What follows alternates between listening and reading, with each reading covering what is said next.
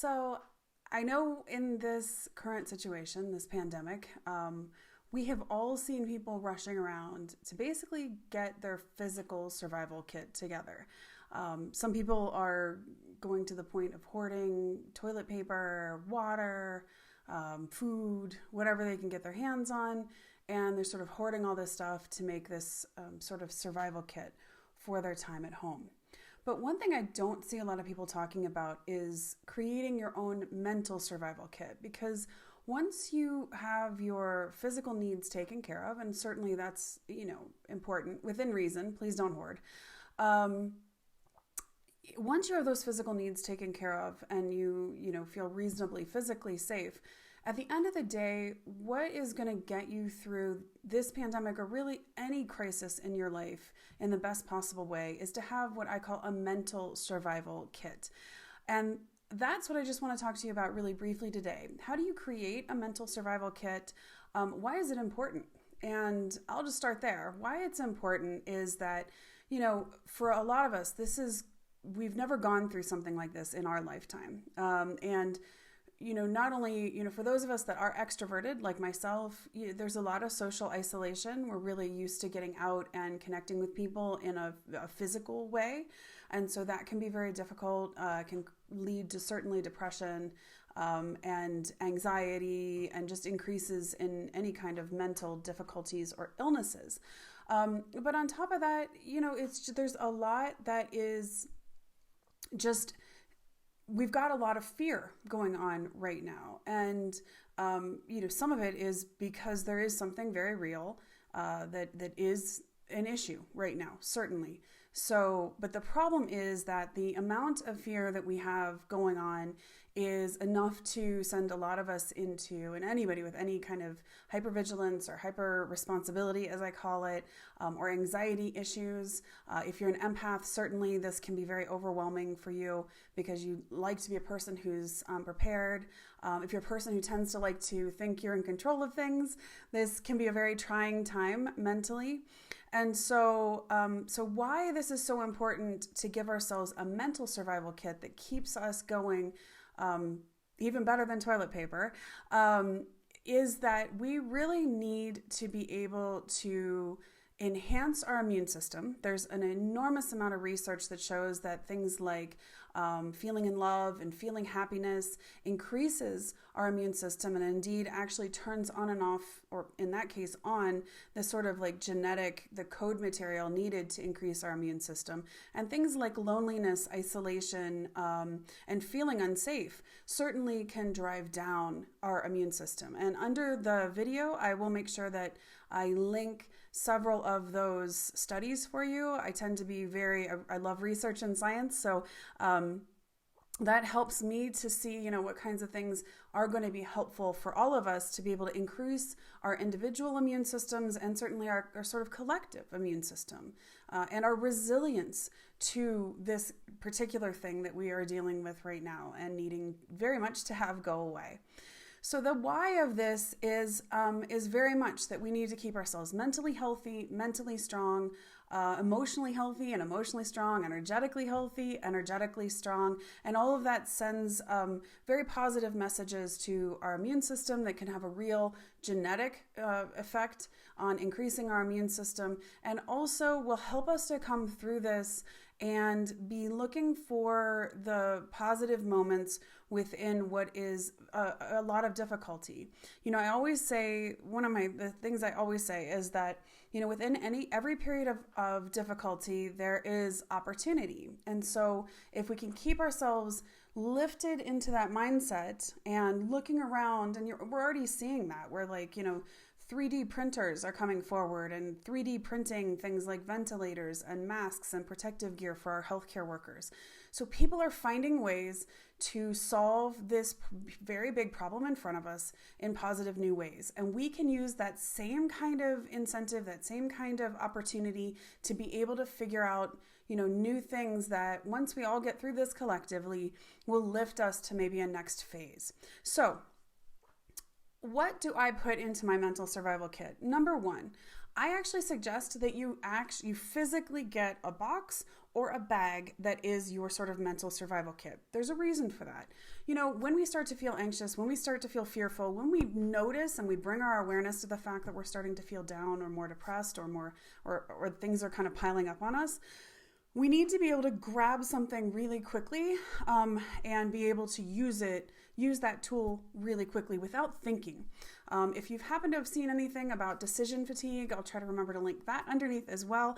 So for a lot of us, we are going to be going through essentially decision fatigue, which is, all these little tiny decisions and taking care of our families and making sure our loved ones are okay and trying to worry about the people in our communities and beyond. All of those little decisions basically add up to a point where we can go into decision fatigue and literally not be able to think clearly anymore.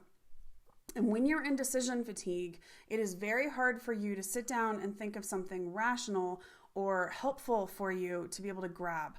So that's why I suggest literally having a bag or a box that is designated as your mental survival kit, and you just keep all your stuff right there. So when you bring your awareness to the fact that you are feeling overwhelmed, that you are feeling fatigued or anxious or fearful, and you know that you need to sort of like push your frequency and your awareness and everything back into a positive framework, then you've got the tools at your disposal right then and there. You can just look in the box, pick something, and get going, okay? So number one, get a box, get a bag, physically do this. So within the first thing I'd like to see you put into your mental survival kit is write down a list of your most supportive family and friends, the family and friends that make you feel uplifted and happy and loved and supported. Those are the people to go on that list. Write that list down. Keep anyone off that's even in the maybe category for right now. Like what you need are your highest frequency, most positive, most uplifting family and friends on this list. And then I actually suggest, especially because this is a period of like social isolation for us, at least physically, to actually set a time for meeting or talking to that person. When I say meeting, virtually meeting right now. So FaceTime or Skype or Zoom or I think WhatsApp, any of those that you can do. You can actually even put together like a group calendar, and there's lots of group. Like Zoom is one of the places that, let's say you have 5 really good friends that are all very uplifting to you and uplifting to each other. Well, a great idea would be to, get a group calendar together, send out an invite, and see if everybody can get together once a week. I really suggest trying to see if you can do this on a very regular basis right now, because we need those like touch points of connection with people that uplift us right now. And we really need them in, sort of as close to a physical as we can. So again, any kind of a video call is helpful. However, even if it's just a text back and forth, social media message back and forth, I want this list to be some that you can look at and say, okay, you know what? I'm feeling a little bit low. I'm going to call, Aunt Betty and, have a chat with her for 5 minutes. It's not even like a long period of time, but these need to be the people that are sort of going to help you sort of uplift. And if you're feeling fearful, you know that you can call these people and they're going to be really part of your support package. Okay. So that's number one. Write that list down, actually physically put the list into your box so that you've got it right there. You know what you're doing. The next thing is, I'd like you to sit down and think about books that you love or that are in your, that inspire you. So I have a whole list of books that for me, if I pick it up and I can open it just about any place, it's going to help me, even if I read it for, 4 paragraphs, it's actually going to help me to like lift out of wherever I'm at and sort of shift my energy to the right spot. So there's a coach that I love named Jen Sincero, and she does these like badass books, and that I highly recommend. Those ones you can read in these little snippets. I'm also going to be offering the Flow Method, my book, for free. So I'll remember to link that underneath the video as well. Anybody can download it. That would be hopefully a great way for you to be able to read something quite quickly. She and this Jen Sincero and I both write in a similar way, where we try to write things in, pieces. So you can just pick it up and read one little section and tune in. But aside from those, like find books that lift you up, that inspire you, that you can pick up and read even just a tiny bit, even 5 minutes, even 2 paragraphs if that's all you've got, and you're going to feel better. You know that these are things that are going to really make you feel substantially better. So if you have physical copies of those books, I would put them actually into your survival pack, your survival kit. If you don't, and they're just ebooks, then write all of these down onto a piece of paper, and that piece of paper goes into your kit. So that again, when you're in that mode and you're feeling overwhelmed and anxious, you can just go to those, pick it up, pick one, and start reading it. The next thing is that for me, I also love podcasts. There's lots of really great podcasts out there that are super helpful. One that I highly recommend right now is Brendan Burchard, who I absolutely adore anyways, but he did a phenomenal, basically like 2-hour, 2-part, complete fear setting and helping yourself shift from fear around the coronavirus. So if I will hopefully remember to link that too. That's one that I absolutely love. Tim Ferriss, another one. If you've seen 4-Hour Work Week and he's done Tools of the Titans and many of them, he's another one that really could help you lift, give you some tools to immediately shift out of fear and anxiety and shift into where you need of hope and positivity and happiness and joy. So make a list. Are there podcasts that you absolutely love? Even funny podcasts. Like humor is a wonderful tool for increasing your immune system and just making you overall feel better. I love funny things. Like I have a very silly sense of humor. I would highly recommend. There's even like comedic ones that are great. So make a list of those. Make sure that you've subscribed to all of those so it's quite easy for you to go ahead and just pop in there and listen to something even for 5 minutes if you need to. So make a list, put that in your mental survival pack. The next thing, make a list of movies and TV shows that uplift you or that make you laugh, that are humorous and happy and silly and funny. There's just tons that I tend to love, but whatever your particular sense of humor is, this is not right now the time for depressing documentaries. There's a time and place. This is not it. We have enough going on right now. So make sure that you're finding things that are uplifting and funny. There's a great show, Canadian show called Schitt's Creek that is absolutely brilliantly written, brilliant characters, brilliantly acted. That's a great one if you haven't seen it. But there's so many. I actually just the other night got in the bath and put on Naked Gun 33.5, which is just completely still silly and hilarious and goofy. So just find things that uplift you. Sometimes we just need to laugh, and by laughing, you do increase your well-being. You do increase, again, that sort of messaging into your immune system, and it's going to help you develop that resilience to get through this. The next thing, so again, that's a list. Make that list. Put it in your mental survival pack so it's right there and ready for you when you need it. The next is find activities that uplift you and that you can do in various chunks of time. So sometimes you have activities that you love and they're going to take, 45 minutes. So like, a run, for instance. Maybe your normal run is like a 3.5 or 5 mile run, and that's going to take you 45 minutes. So that's a bigger chunk of time. And so I suggest when you come up with activities, like maybe put them into, this will be 5 minutes, that's 10 minutes. These are things I can do. So there's so many great activities that can really uplift you and help you to focus in on feeling more positive and uplifting yourself. Anything that is movement oriented is very, very good because of course movement increases your endorphins, increases your serotonin. And so that's a very good thing, especially when we're sort of stuck in this isolation sort of situation. Things like yoga and meditation, there's, great 5-minute meditations. I'm going to be making all of my guided meditations completely free, as well as a couple other courses.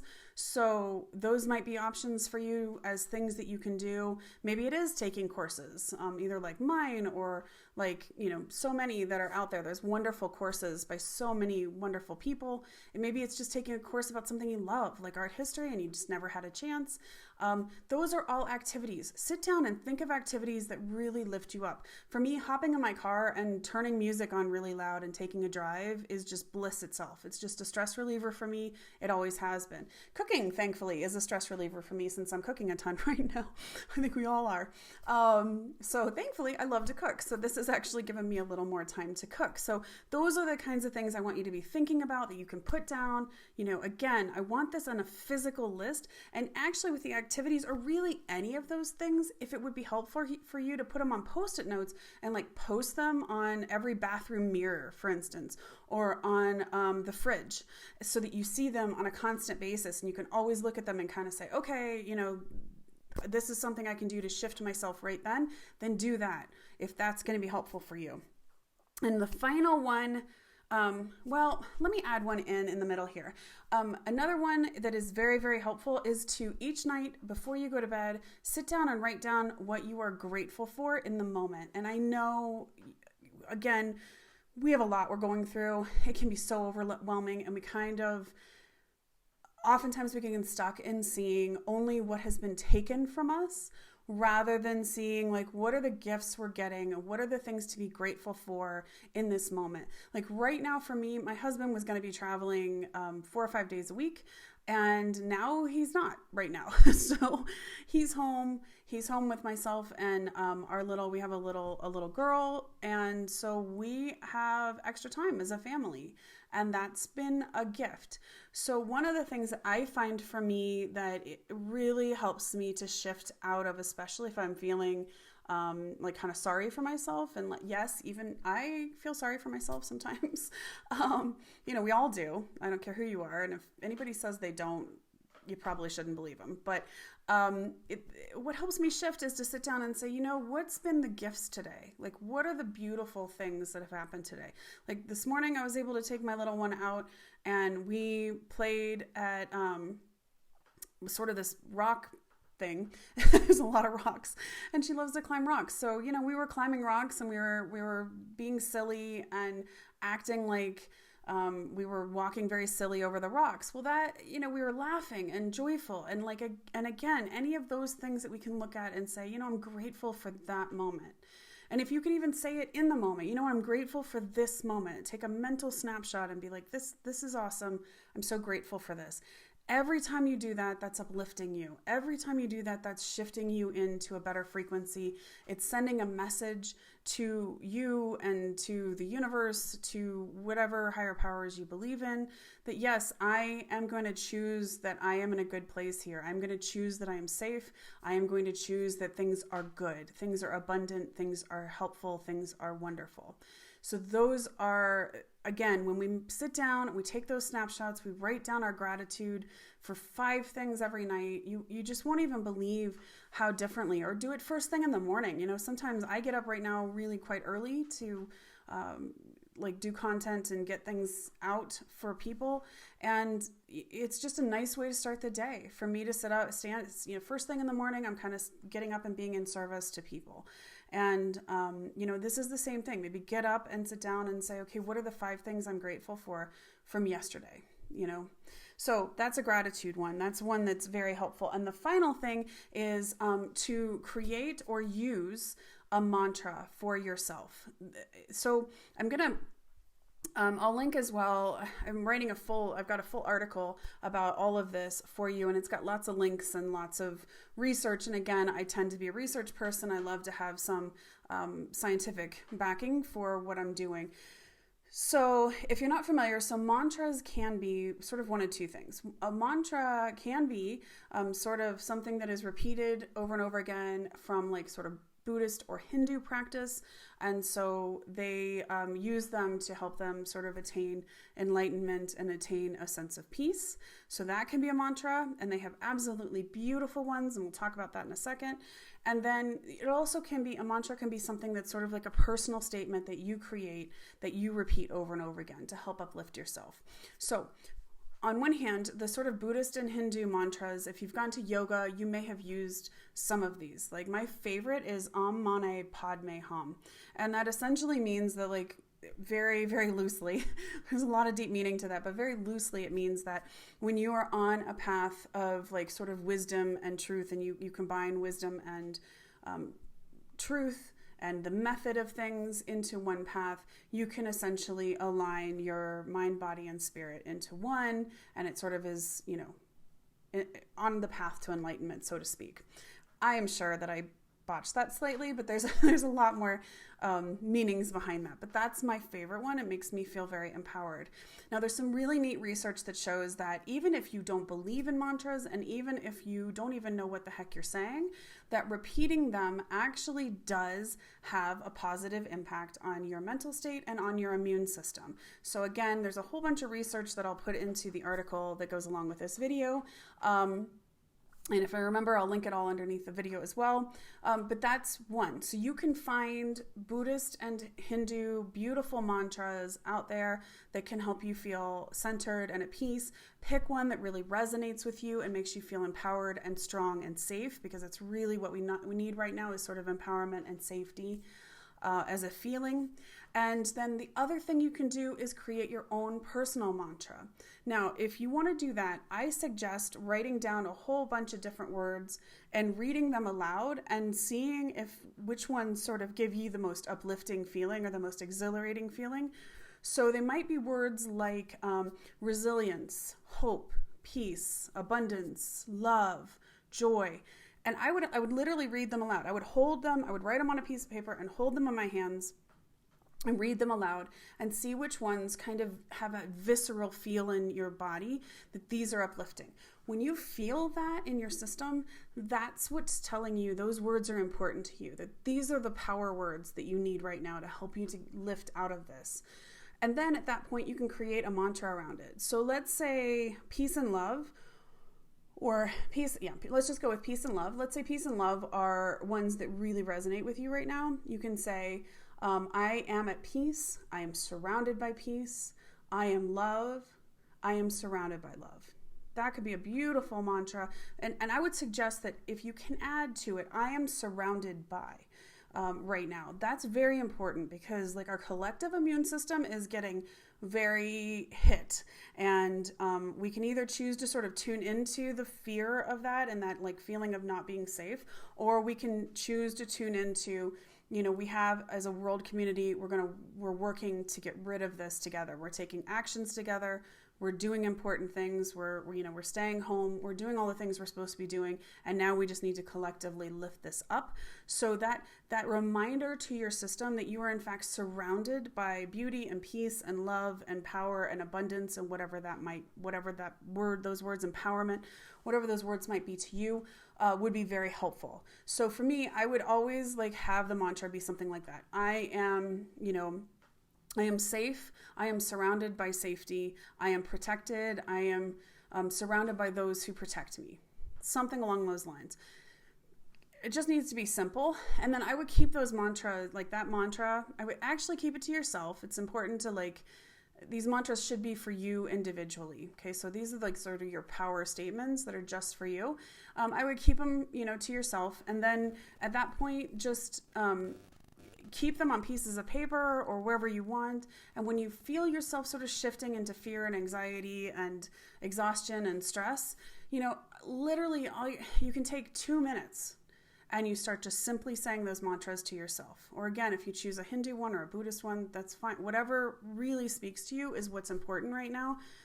Listening to yourself is very, very important. And finally, to sort of add to any of these, pay attention to how you tend to learn in the strongest ways. And what I mean by that is, for some people, smell is quite strong. So you could smell lavender and you'd be like, oh, that smells like love, or that reminds me of being in Provence and walking through lavender fields, which would be a very strong emotion. And that's what we want. We want really positive, strong emotions right now. There's chefs that I work with, and taste can be, they literally can be like, there's a taste of love, there's a taste of fear, there's a taste of joy. For them, that's a very specific thing. So taste might be something. If you can think to yourself, as you're creating your mantra, and maybe it's about safety. What is the taste of safety? What does safety look like? Is there a color? So if there's a color of safety for you, And that'll tell you, or maybe you're an emotion oriented person like I tend to be. And maybe you create some sort of a motion, or they're kind of known as mudras, I think, in yoga as well, where maybe there's something where you tap two fingers together and you say, I am safe, I am empowered, I'm abundant, whatever your mantra is. And the main idea here is really pay attention to how you tend to take in new information in the strongest ways, what kinds of senses are strongest for you, and see if in all of these things I've just talked about, you can add in those some sensory things for yourself. So let's say you have a podcast, you decide you're going to watch, listen to that Brennan Burchard I was just telling you about, which is wonderful, and you're working on lifting your energy to feeling very empowered. And then you could just say to yourself, what is the smell of empowerment to me, if you're a very scent-oriented person? And maybe for you, empowerment is the scent of roses. So maybe you smell, you see essential oils or a perfume that's a rose perfume, and you spray that so that you're combining those two senses.